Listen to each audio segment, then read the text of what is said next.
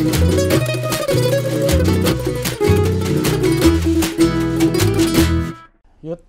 Ya Pak. mana janji kamu? Katanya mau ngedatengin tim keamanan buat saya.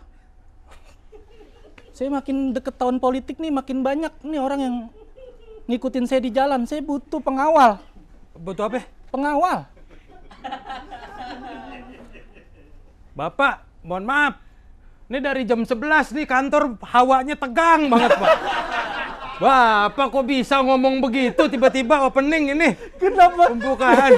Kenapa tegang? Ini kan kantor komedi, harusnya ketawa-tawa kok. Iya, Kamu saya lihat juga tegang banget kamu. Lah, dari berangkat tadi saya mau izin sakit.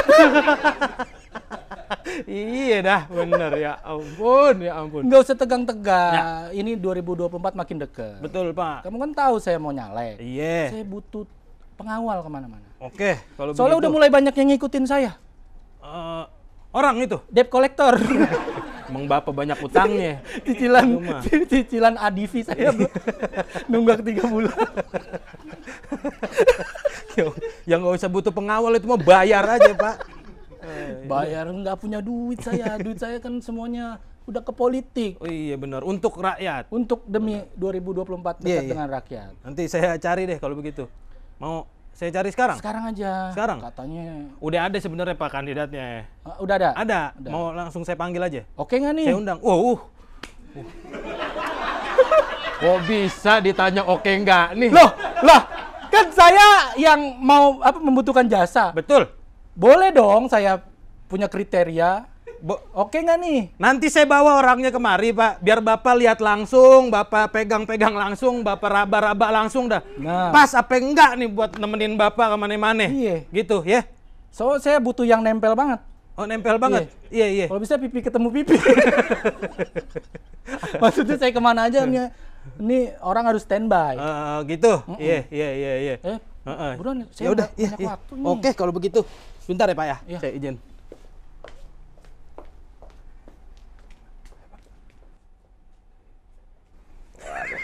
Sini kita Mas, kemana kita Mas? Ini Pak. Oh. Wah ini dia Bapak Dewan. Waduh, Pak Dewan, Andika. Yud, ada yang lain nggak? Kan saya bilang Pak David tadi Bapak kan pengen nyari yang paling oke. Ini saya yang paling bukan paling lagi nih mah Pak. Maksud saya yang level ngejaga rumah tangga bukan negara. ini mah saya tahu. Pak Andika mah kan levelnya udah ngejaga negara, Yud. Terus gimana dong?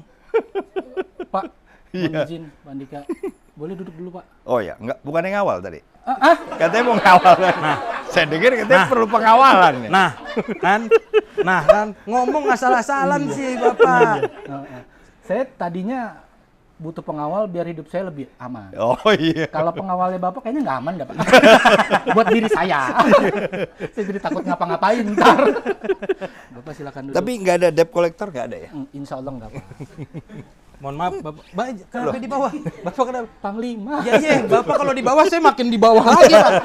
Iya, nggak apa-apa Bapak. Panglima saya ngerasa saya nggak pantas duduk di sebelah sama Iya, Bapak. iya. Gimana dong ini? Mohon maaf tapi ya saya juga mau izin kayaknya nih. Mau pamit kayak. Kok pamit? Iya, ini parkiran, jaga parkiran. Saya mau jaga parkiran aja. Iya. Mau minum dulu, saya mau ngambil minum dulu. Oh, boleh silakan. Iya. Pak Andika, Ya. apa kabar Pak? Baik Mas. Duh, saya nggak nyangka nih Pak Andika mau main ke markas Comika. Oh Iya. Kehormatan Mas diundang. Mohon maaf ini namanya markas tapi kecil Pak. Iya, kalau markas TNI kan gede. Mungkin kalau dibandingin ini kayaknya cuman pos satpamnya doang.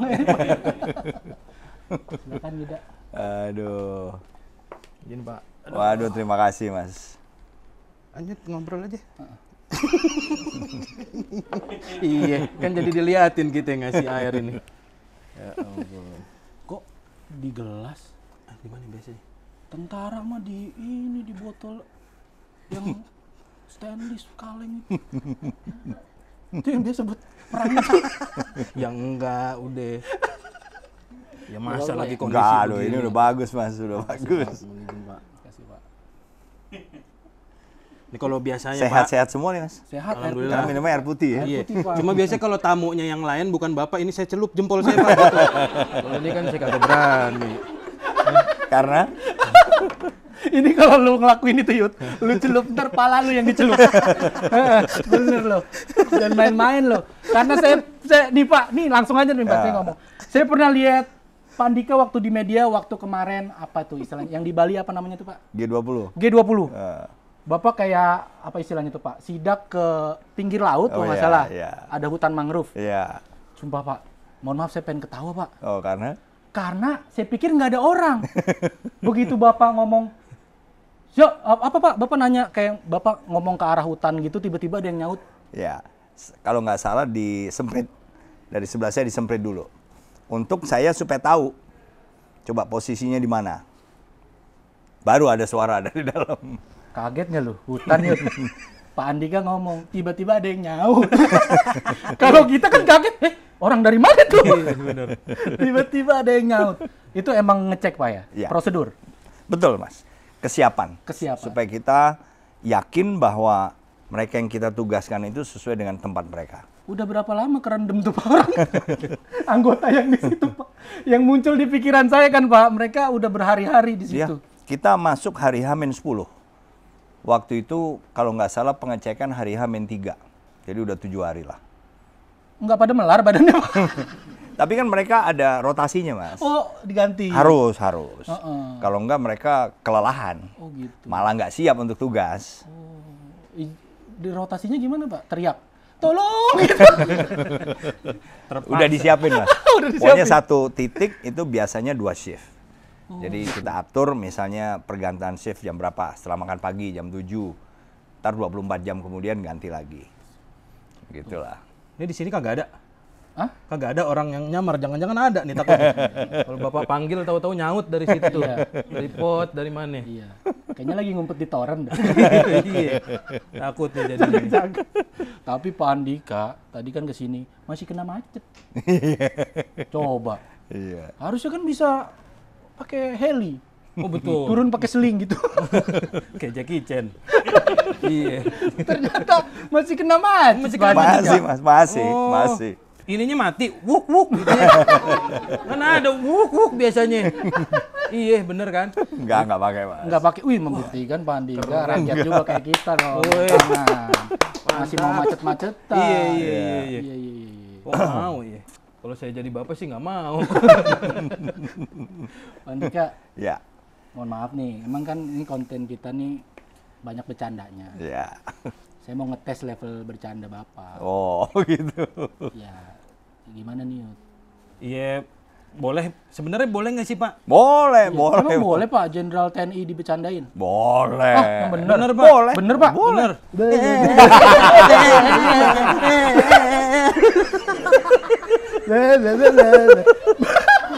Pak bisa begini nggak ya Pak? Tuh. Astagfirullahaladzim. Aduh, kok abis itu gue keringet dingin ya? Mohon maaf ya Pak Andika. Maaf ya Pak. Maaf. Saya pikir mau diajak apa tuh. Yud, masuk portofolio kita tuh Yud. Apa? Pernah begini-begini. Pernah bercandain. Iya. Nama kita langsung naik di daerah kita Yud. Siap. Pak Dewan. Emang dari mana Mas? Hah? Dari mana? Saya tinggal di Tangsel Pak. Oh, Tangsel. Mas Yuda? Saya di Condet Pak. Oh. Sebelah Rindam. Iya. Sebelah Rindam Pak. Iya. Tadi dia hampir telat Pak. Oh iya. Gue bilang, telat lu. Bintang tamunya Pak Andika nih. Gak cuma bintang tamu nih, bintang 4. Nggak takut rumah lu dijadiin parkiran Rindam sih. Saya dulu di Rindam, Mas. Oh iya Pak. Ya, di Condet. Lah, dekat rumah dia Ada Pak. 6 bulan ya. 6 bulan saya jabat di situ. Oh alah, nggak pernah mampir gitu ke rumah saya. Mau lu Mas di dimampirin. sebelah Rindam, di sebelah yang mana? Di dalam lagi sih Pak. Oh, dalam lagi iya, ya? Masih Oh, dalam. oke. Masih seberangnya Rindam dah. Ini Oh. jadi ngobrol panjang nih. Ntar Bapak ke rumah saya aja dah. Iya. Iya. Pengen banget disamper. Ya biar tahu tetangga nih temen gue jenderal gitu. Iya nggak? Bisa gitu. Jangan Pak, ntar dibuat alibi buat pinjol. Ntar foto Bapak dipakai buat itu jaminan pinjol. Iya kan? Iya. Nah, ngomong-ngomong soal pinjol tuh Pak. Anak zaman sekarang Pak terlibat pinjol. Itu gimana menurut Bapak tuh? Ya, memang ini menjadi fenomena bukan hanya di Indonesia, Mas. Saya tahu persis di Singapura pun begitu. Ingat, Singapura itu itu sudah level kompetitivitasnya di dunia nih Mas. Singapura itu nomor 2 dari atas. Itu pun generasi Gen Z, milenial itu ada kira-kira 30%. Itu mereka spend money lebih dari yang dia hasilkan. 30% lebih. Jadi artinya memang godaan. Kalau menurut saya sih itu ya. Karena kan generasi Zoomer ini kan mereka punya akses yang begitu luas lah. Ke digital ya. Digital, ke handphone. Nah, itu yang membuat kadang-kadang karena mereka kan masih muda, masih belum tahu bahwa ini adalah sebetulnya marketing, strategi dari banyak lah. Dan lagi yang bikin iklan atau berusaha untuk menarik perhatian itu kan sekarang ini itu luar biasa. Hampir setiap orang. Sangat mudah dijangkau. Betul. Sehingga kadang-kadang mereka yang tidak terlalu tahu langsung percaya. Nah itu yang buat mereka akhirnya, aduh, gue kepengen banget yang ini nih. Nggak punya duit, ya udahlah pinjem pun nggak apa-apa. Karena mungkin antara lain peer pressure Mas, antara lain. Terdesak gitu ya. Ia merasa, wah gue bukan menjadi kayak nggak kelihatan seperti teman-teman ini kok nggak kelihatan cool lah. Karena apa? Karena gue nggak punya yang itu gitu loh. Akhirnya Gaya hidup. Gaya hidup Mas. Jadi nggak kaget kalau di sini juga terjadi, walaupun itu nggak boleh. Memang ada sih tips-tips di sana pun juga berusaha ya, yang pinjol ini juga biasanya harus melewati sebuah screening, harus di-approve oleh pemerintah. Yang di sini kan kebetulan kan nggak semuanya. Ya proses. Tapi kan itu dari tadi tindakan preventifnya dari kita adalah mengurangi gaya hidup. Iya. Kalau upaya yang Pak Andika lihat, upaya yang dilakukan pemerintah untuk membantu kita, paling tidak supaya kita ini lebih tidak gampang terlibat pinjol. Iya. Iya, memang dengan memberikan screening kepada seluruh ya, kan OJK pasti, kalau soal finance ini kan biasanya OJK. Mas yang punya regulasi. Kalau OJK ini biasanya merasa bahwa oke, dia udah terlalu jauh. Karena kan semua ada syaratnya nih. Termasuk yang pinjam juga. Yang pinjam juga itu kan biasanya ada syarat-syaratnya. Misalnya orang boleh pinjam sebanyak misalnya 1,5 kali lipat dari income dia. Itu kan kalau misalnya badan atau perorangan yang meminjamkan uang ini dia terdaftar. Tapi kalau tidak, ya itu tadi, itulah yang banyak kemudian menjebak. Karena mereka gelap, tapi juga tidak diketahui oleh OJK, sehingga lepas dari pengawasan. Sehingga begitu ditawarin misalnya pinjaman yang kira-kira, nggak bayar untuk 2 tahun ke depan, habis itu baru dicicil, udah langsung tertarik. Padahal di situ jebakannya mungkin interest rate-nya begitu tinggi lah. Kira-kira begitu Mas. Tuh dengar. Dah, Lu kan? siapa? Pinjol lu, pay letter lu berapa banyak tuh yang lu sampai mention Instagram gua nagih. Mana sih ada pinjol-pinjol? Saya pinjol. Iya. Selot. Wah, selot Pak, lebih parah lagi nih Pak. Zeus. Judi ya? Ya itu dia Pak. Tapi kan itu nggak bisa lepas dari isu generasi sekarang juga Pak. Iya, Judi betul, online. betul. Bahkan kemarin sempat saya baca beritanya, katanya perputaran uangnya tuh udah puluhan triliun. Iya. Bahkan ada anak SD dan ibu rumah tangga ikutan. Iya. Apa nih yang menurut Pak Andika nih lemah dan bolong sampai itu terjadi di secara hukum ya atau mekanisme negara kita untuk memberantas judi dan melindungi masyarakat? Apa yang menurut Pak Andika bolong gitu? Kalau di luar negeri Mas ya, di Amerika, di Eropa Barat itu kan juga ada. Tapi memang mereka membolehkan. Beda-beda lah, tiap negara membolehkannya sejauh mana beda-beda, tapi mereka membolehkan. Sedangkan di kita kan tidak. Karena memang ada pasal KUHP 303 yang memang melarang baik pelaku judi maupun bandarnya. Sehingga itulah yang membuat ruang pasar gelap atau black market, di mana bandarnya kemudian promosi segala macam yang sama sekali tidak diawasi sama sekali. Nah itu loh, itu yang membuat banyak korban akhirnya, karena konsumen atau pelaku judi ini juga karena ketidaktahuan dia juga tahu bahwa ini hal salah. Dia ngumpet-ngumpet. dia nggak tahu bahwa dia masuk dalam jebakan yang lebih dalam lagi dibandingin negara-negara luar yang membolehkan. Memang benar, putaran uang itu besar sekali. Kalau misalnya di Inggris itu sampai dengan per tahunnya 84 miliar pound sterling. Wow. Di Amerika itu sampai dengan 40 miliar dolar per tahun putaran untuk judi online. Nah ini karena di kita kan memang aturannya nggak boleh, ya itulah peraturan perundangan di sini yang harus kita taati. Hanya memang harus ada yang dilakukan oleh pemerintah juga untuk melindungi masyarakat Indonesia. Karena apa? Karena begitu masuk perangkap habis, iya kan? Banyaklah korban, saya tahu itu. Termasuk cara melindungi masyarakat itu dengan diwakilkan sama wakil rakyat, Pak, kemarin main judinya. Diwakilin Emang ada? di Ada. Singapura. Di Singapura. Oh, Ada di kemarin. parlemen Singapura dong. Iya. Di sini Enggak lah. Ya, itu berarti oknum ya. Oknum itu. Diwakilin juga ya, Pak. Diwakilin. Berarti Bapak concern dari Bapak emang harus ada apa istilahnya ya, hukum yang memang Harus. berpihak kepada para korban kita. Oh iya, ya harus. Dan saya yakin sebelumnya pemerintah sih sudah berusaha, tapi juga ternyata lebih cerdik lagi para pemain-pemain ini, para bandar-bandar ini. Termasuk para pemain pun kan juga mereka tahu ini salah. Tapi mereka juga mungkin karena ada demand sih, ada kebutuhan psikologi manusia lah, bahwa orang yang misalnya lagi suntuk, lagi stres gitu kan, udah lagi cari hiburan dulu, judi. Jadi memang mereka tahu ini, para pemain-pemain ini, bahwa ada orang-orang yang butuh, sekalipun dia nggak punya duit. Tapi ada juga kecerdikan mereka dengan cara tadi, janji-janji kemenangan tadi yang sangat tidak mungkin, tetapi ternyata ya percaya aja masyarakat kita. Akhirnya kejebak. Ayolah para dewan nih, para eksekutif, legislatif, buat regulasi ya untuk berpihak kepada korban ya. Jangan malah jadiin artis yang promosi duta. Wah, Ada tuh Pak, ada. Iya, betul. Malah mau dijadiin duta Pak katanya. Benar, iya. Maksud saya duta mah kan salah on seven ya Pak. Iya, betul. Kenapa duta dijadiin ini duta judi online? Nggak mau, pasti duta marah Pak. Iya. Orang dia udah punya kerjaan sendiri, vokalis salah on seven. betul. Tapi mungkin di samping regulasi juga penegakan hukum sih Mas.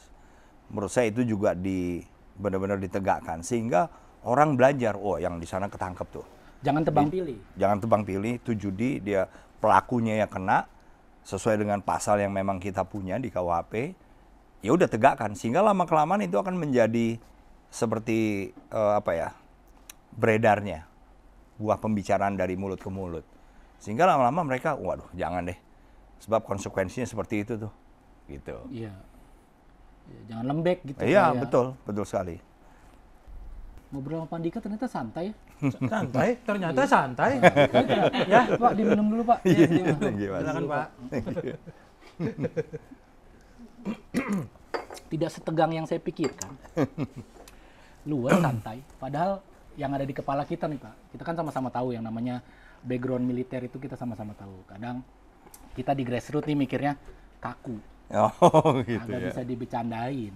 Mesti protokoler banget, serius banget. Karena kita nih punya pengalaman, Pak. Saya pribadi, saya pernah tampil stand up di depan TNI, Pak. Itu ketawanya cuman gini, Pak. Gimana? Gitu. Itu bener, Pak. Bener.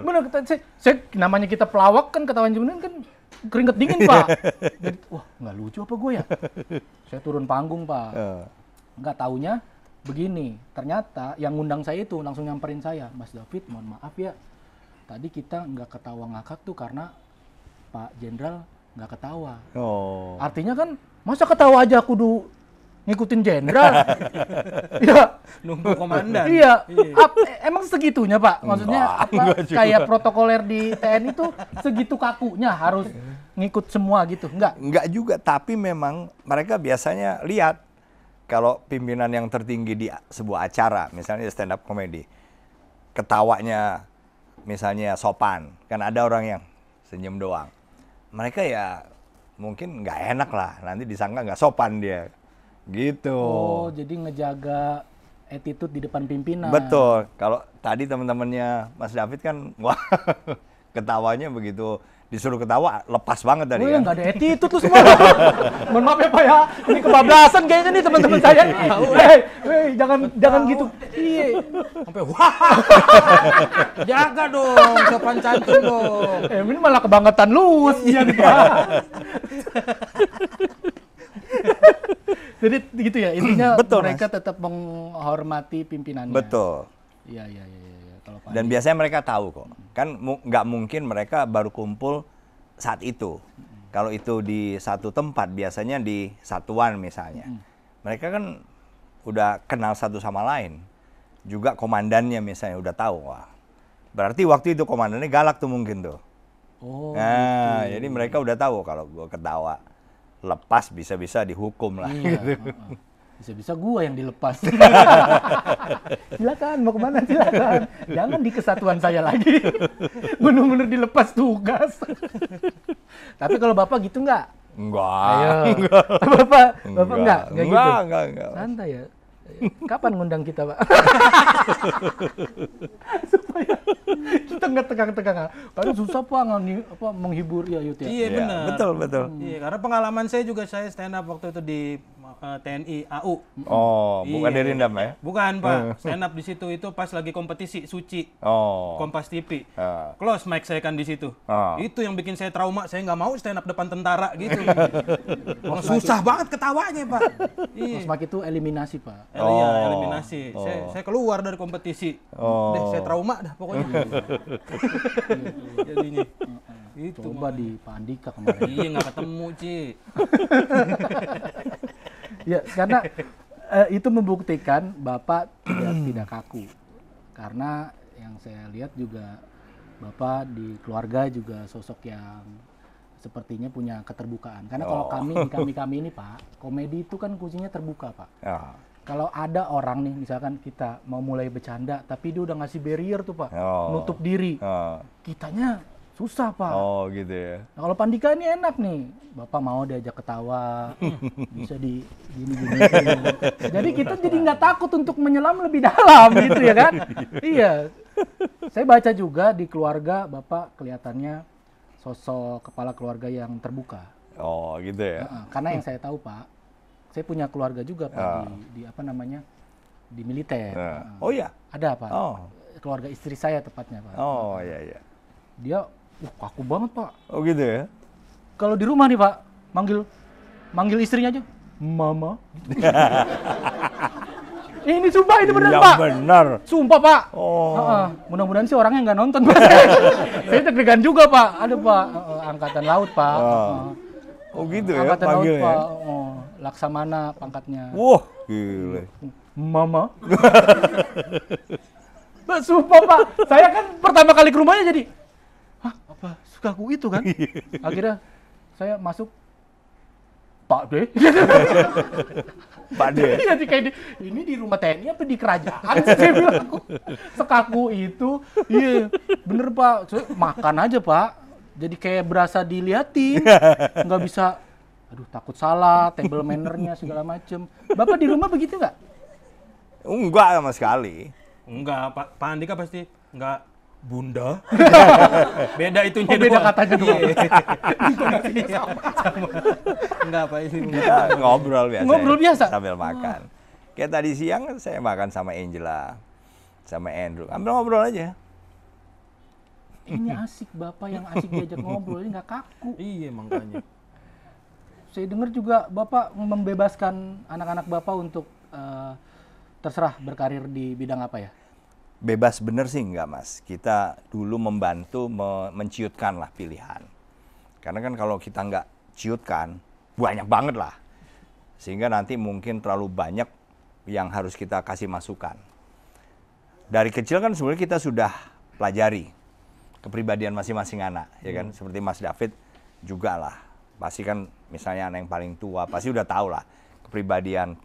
Makin gede, makin jelas kepribadiannya. Nah, dari situ baru, oke, kamu kelihatannya passionnya di sini nih. nih ada beberapa profesi. Kamu cepat atau lambat kan kamu pasti akan kerja. Sekolah dan kerja. Dari sekian ini, mana yang kira-kira kamu ini? Nah gitu loh. Jadi nggak mulai dari nol. Nah, baru setelah menciut kira-kira 5 atau 6, baru kita kasih masukan. Profesi ini, kelebihannya di sini, kekurangannya di sini, dan seterusnya. Saat ini begini nih, nggak tahu zaman kamu nanti, tapi saat ini begini nih. Nah, sehingga dari tadi 5 atau 6 mencut jadi 3. Oke, baru mereka milih sesuai dengan keinginan mana yang paling pas. Gitu. Jadi tetap diarahkan, tapi Ya. tidak otoriter, saklek, harus A, ikutin jejak papa di militer, enggak gitu Oh ya? enggak, sama sekali enggak, Mas. Ini yo. Kamu kan dipaksa kan sama papa kamu kan? Jadi apa? Untuk jadi pengangguran juga. Bapaknya pengangguran, Pak. Dia dipaksa jadi pengangguran juga. Nerusin tradisi keluarga, Pak. Jangan diterusin, yang jelek-jelek begitu diterus. Ya, yang lain kan begitu. Nganggur tradisi ya. Aneh bener lu, Pak. Enggak lah, ini condet ya, Mas. Sebelahnya Rindam. Iya kan bisa nyari kerjaan di Rindam. Nah, kalau kerjaan nggak dapet, apa kayak mangga, kayak rambutan, kayak. Seterbuka itu. Tapi yang saya baca juga emang Pak Andika ini selama menjabat jadi Panglima juga ada kebijakan-kebijakan yang menurut saya lebih kepada mengarah ke keterbukaan atau keleluasaan, keluasan. Seperti ada inklusivitas di situ. Ya ada sosok Aprilia Manganang. Iya. Terus ada kalau nggak salah boleh diralat Pak, menghapus tes keperawanan untuk jadi Yeah. syarat wajib masuk TNI. Iya. Latar belakang ngambil kebijakan itu apa Pak? Karena saya yakin ini adalah concern isu-isu yang nempel banget di generasi sekarang. Ya sebetulnya kan kita menseleksi. Ini kan pada saat seleksi nih, Mas, masuk. Itu kan kita ada tujuannya. Seleksinya aja misalnya kesehatan, akademik, kemudian jasmani atau fisik, Mas ya. Psikologi, mental, ideologi. Nah, itu semua kan kita mengukur satu, begitu kalau mereka diterima, ini pendidikan yang kemudian harus langsung diikuti, pendidikan dasar militer, ini berat. Mereka harus mampu nih, yang ini. Tapi juga jangka pakainya panjang. Nah, yang saya tidak tahu kenapa dulu sudah dimulai adalah tadi penilaian tentang hymen atau selaput darah tadi. Ya. Karena ini nggak ada hubungannya dengan misalnya dia seorang wanita mampu atau tidak menjalani latihan dasar militer. Nggak ada hubungannya. Karena banyak juga, khususnya perwira yang dari sarjana, mereka kan boleh masuk TNI setelah sarjana, itu dalam keadaan sudah menikah. Boleh. Boleh? Boleh. Sampai sekarang boleh. Yang dibatasi usianya. Nah, mereka yang sudah menikah kan ternyata bisa masuk pendidikan dasar militer yang berat tadi, bisa. Jadi memang nggak ada relevansinya. Sehingga kita hilangkan, nggak ada hubungannya dengan apapun juga, tetapi yang relevan aja deh. Misalnya, ada yang punya penyakit infeksi. Infeksi itu kan menular. Nah, sehingga kalau dia diluluskan, infeksi berat ya, lulus, masuk misalnya hepatitis. Masuk pendidikan, nularin yang lain, maka itu akan membuat orang lain juga gagal nantinya, gitu loh. Jadi yang kita buat sebagai syarat adalah yang relevan saja. Kalau nggak ada relevansinya, misalnya ganteng atau jelek, cantik atau jelek, kan nggak ada relevansinya. Nggak ada dalam masuk kriteria misalnya, termasuk hymen rupture atau robeknya selaput darah. Nggak ngaruh. Nggak ngaruh. Penyakit infeksi nggak boleh tadi. Ada beberapa. Panu boleh ini. Masih mau menjadi tentara nggak? Lu kan panu lu di mana-mana. Masih mau? Kagak, emang kagak. Rumah udah deket Rindam ya Pak? Semua aib lu keluarin dari tadi. Pinjol, panu, semuanya dikeluarin. Ini kan orang banyak yang nonton. Tapi emang panuan, Mas? Enggak? Mau dicek langsung. Dicek langsung. Cek fisik, langsung cek fisik. Dicek langsung sama Jenderal. Iya. Tapi itu menarik. Tandanya itu tadi ya, mendobrak kekakuan. Itu Iya, kan mendobrak iya. apa stereotip istilahnya. Iya, yang betul, betul. cara-cara lama gitu ya. Betul. Dan nggak ada hubungannya dengan apakah dia bisa masuk dalam pendidikan yang berat dan apakah dia bisa dipakai dalam jangka panjang, nggak ada hubungannya. Gitu. Iya. Tapi kalau ini Pak, kebijakan Bapak punya nggak kebijakan buat perwira-perwira tuh yang suka itu Pak, halo dek gitu? Apa tuh ya? Oh, Ibu Heti ngerti tuh Pak. Oh gitu ya? Ibu Heti jangan-jangan pernah di DM juga Bu sama juniornya Bapak Bu ya? Seberani itu junior Bapak. Jadi halo deh ini tuh ceritanya kalau di kita nih Pak, aparatur negara itu, terutama yang baru-baru pendidikan, itu suka PDKT sama lawan jenis lewat sosial media. Rata-rata sasarannya tuh bidan. Itu biasanya DM-nya dimulai dengan kata halo deh. Itu Pak. Ya. Bapak waktu sama Bu Heti gitu juga? Enggak. Belum ada sosmed ya dulu ya? Belum ada Mas. Handphone aja yang kabel. Belum ada handphone. Masih telepon. Masih telepon waktu kita mau pacaran ya. Jadi nggak ada tuh yang WA, SMS belum ada. Oh nggak ada? Nggak pamer-pamer Bapak pegang senjata. Pacar lu bisa begini nggak? Gitu. Nggak. Wah, junior itu kadang ya ini Bapak aja nih panutan harusnya. Nggak begitu loh. Ya. Tapi itu Pak dinamika anak muda sekarang. Iya benar. Banyak gimmicknya kalau kita ngomong. Banyak gimmicknya. Nah termasuk gimmick anak muda sekarang tuh bukan gimmick sih, tapi ini adalah masalah yang serius menurut saya Pak. Masalah kesehatan mental. Kita sering mendengar istilah-istilah seperti healing, apalagi banyaklah istilah-istilah yang muncul yang berkaitan dengan kondisi psikologis generasi milenial dan Gen Z. Ada yang namanya quarter life crisis, generasi sandwich. Itu tantangan-tantangan generasi kita sekarang. Yang dimana menurut saya juga mengalami Pak, karena saya ada di generasi situ. Kami adalah orang-orang yang tidak punya mental yang oke kebanyakan. Dapat masalah sedikit seperti dunia akan hancur gitu. Nah menurut Bapak akar masalahnya di mana tuh? Di keluarganya kah? Pola asuh yang salah kah? Atau seperti apa? Kalau masuk ke ranah ngomongin soal bagaimana pengalaman Pak Andika membangun rumah tangga dengan Ibu Heti. Jadi kalau COVID kemarin Mas ya, itu sih benar. Dampaknya itu real. Karena ini juga dialami bukan hanya masyarakat Indonesia, Gen Z, milenial di Indonesia, tapi juga di luar negeri juga. Karena apa? Karena lockdown-nya itu. Udah lockdown, harus di dalam ruangan, nggak boleh keluar. Itu yang memang membuat banyak orang menjadi ya terganggu lah mental health ya.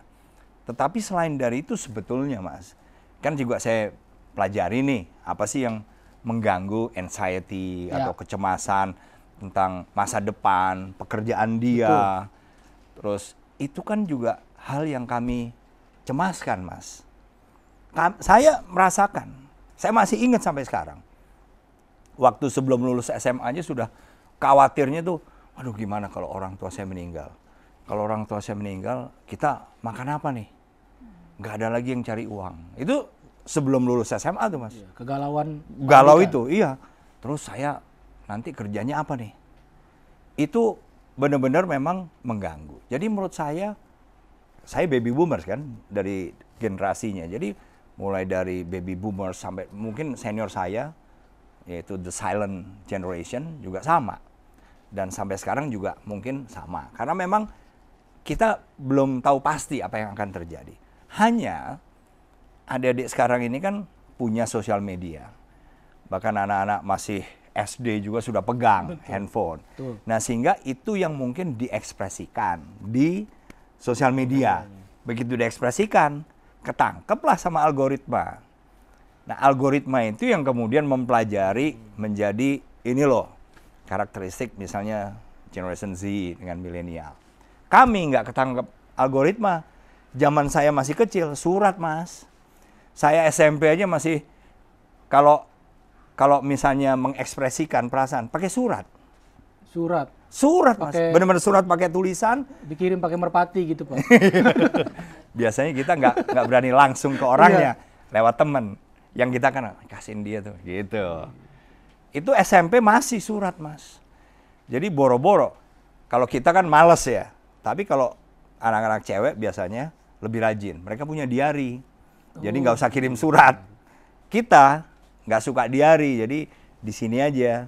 Tapi kadang-kadang kita buat surat lah. Itulah perbedaannya. Karena generasi yang lebih senior, apakah Gen Y misalnya, kemudian baby boomers, misalnya kita juga mengalami hal yang sama, tapi nggak punya means atau media tempat kita mencurahkan. Itu aja bagi saya ya. Beda zaman aja. Tapi tips untuk menghadapi, mungkin dari Pak Andi, untuk menghadapi kegalauan anak sekarang, untuk itu tadi ada kekhawatiran gue jadi apa ya ke depannya. Galau, bingung memutuskan mau berkarir, mau memilih pasangan yang seperti apa. Ada tips nggak buat? Ya, justru bagi saya mereka ini bagus ya. Karena apa? Terekspresikan. Sehingga kelihatan, Mas. Ya, kita kan selalu ada saja, Mas. Kita dilahirkan dengan stage atau kondisi psikologi mental health yang berbeda-beda. Kami pada saat rekrutmen, seleksi masuk TNI kan juga kami ukur tuh. Dalam kesehatan ada kesehatan jiwa, psikologi juga kami ukur. Itu memang ada. Ada orang-orang yang tidak terlalu kuat dalam menghadapi stres. Ada nilainya di situ, Mas. Sehingga kita, yang nilainya di bawah J3 ini nggak akan lulus lah. Karena apa? Nanti kalau menghadapi stres, dia akan nggak kuat. Dan nggak kuat itu bisa macam-macam. Misalnya bahkan membuat mental health-nya lebih parah lagi. Jadi menurut saya, dengan mereka mengungkapkan, menurut saya malah bagus kok. Yang penting kasih akses ke teman-temannya. Karena ada beberapa, Mas, di TNI sendiri nih, kejadian bunuh diri, yang ngasih tahu itu justru teman-temannya. Jarang keluarganya. Ini masih single. Jadi prajurit ini masih muda, baru masuk, mungkin baru berapa tahun. Dia mau bunuh diri, ketahuan sama teman-temannya. Karena apa? Karena kan sosial media. Ada yang terlambat, kita nggak mampu mencegah. Tapi ada juga yang bisa. Sehingga langsung kita terapi lah. Kita panggil sebelum terlambat terlalu jauh, depresinya ya kita obati. Kita punya rumah sakit. Itu terjadi, Mas. Di Rukiah nggak? Di Rukiah. kan ngobatin juga. di Rukiah. Atau di muhasabah, Pak. Oh, kenapa itu? Ya itu tadi, beda dikumpulin, terus kan bayangkan. Kamu pulang ke rumah, ibu kamu lagi nyuci. Kadang-kadang sekarang kan, terus nangis-nangis gitu. Ujung-ujungnya dilakuin lagi. Ya menurut saya itu sih normal, Mas. Normal. Ya. Yang penting, satu, begitu ada pikiran dia mau misalnya mengakhiri hidupnya, harus lapor. Harus.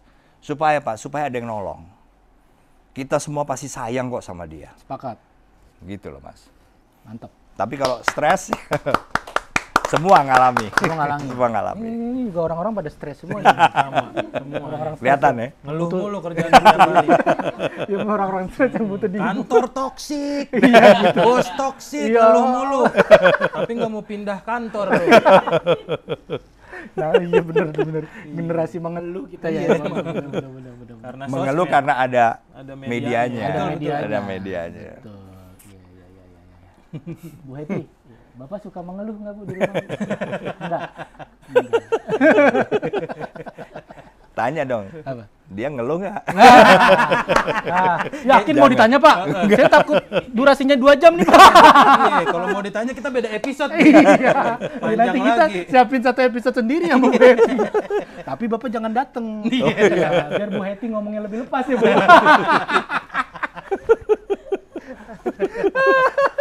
Aduh, Pak. Sekarang kita masuk tahun politik.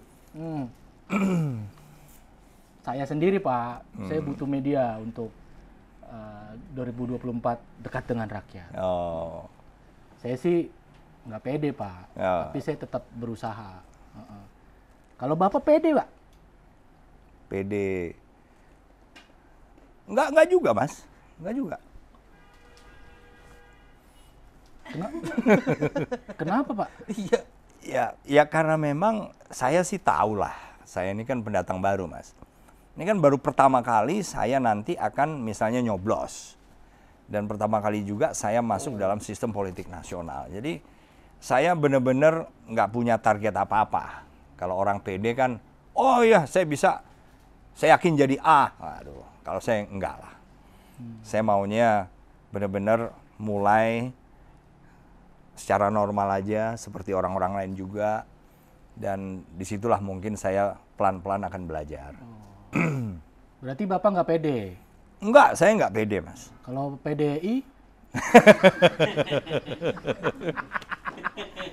Kirain percaya diri tadi. Ya itu kan percaya diri juga. Ya enggak? Kan percaya diri bisa disingkat PDI juga kan? Bener Pak, PDI ya. PDI. Tadi udah ada yang mau disampaikan Pak. Tadi dia udah bisik-bisik ke saya, tapi Saya. ragu mau menyampaikan ke Bapak, takut salah atau gimana? Mau nyampein apa? Saya nggak mau nyampein apa-apa dari Pak David Pak, itu aslinya. Iya. Tadi mau ngomong apa soal ini? Nggak apa-apa, kagum aja mau ngeliat Pak Andika, kan baru pertama kali ketemu kita. Ternyata gagah orangnya, badannya tinggi. Tapi ya semua orang boleh dong punya keyakinan dan percaya diri, karena kan menurut saya percaya diri adalah langkah awal Pak, untuk mengambil keputusan atau langkah apapun, terutama juga di bidang politik. Oh iya ya. Ya selain tadi pertimbangannya adalah Bapak newbie gitu, baru menurut saya nggak baru-baru amat ya. Kalau di politik Bapak baru, tapi kan di eksekutif Bapak sudah pemegang jabatan yang luar biasa. Iya. Pengalamannya juga berpuluh-puluh tahun. Iya, betul. Berkaitan dengan masyarakat juga kan pasti Bapak tahu banget karakteristik masyarakat Indonesia. Di Panglima. Betul. Masa nggak PD-nya, masa agak gimana gitu Pak? Waktu itu kan ya saya berhadapan dengan masyarakat, saya pengen tahu apa misalnya aspirasi mereka. Kan bukan untuk saya, itu kan untuk pemerintah. Apa sih yang harus diperbaiki oleh pemerintah? Apa yang menjadi kegundahan mereka? Nah gitu kan, beda Mas. Kalau sekarang ini kan mungkin kenapa saya tidak percaya diri ya karena saya memang belum tahu banyak lah, dan lagi kita juga baru dan banyak syarat-syarat yang menurut saya juga nggak punya. Nah itu makanya saya enggak lah, benar-benar nggak ada target lah. Iya, tapi kan di statement Bapak di media katanya Bapak siap jadi apapun. Kalau saya diperintah saya siap. Ini bedanya Mas, saya dapat perintah saya siap dan harus saya lakukan. Perintah itu apa aja ya? Apa aja. Perintah itu harus datang dari mana? Ya dari partai politik. Iya. Yang warnanya apa?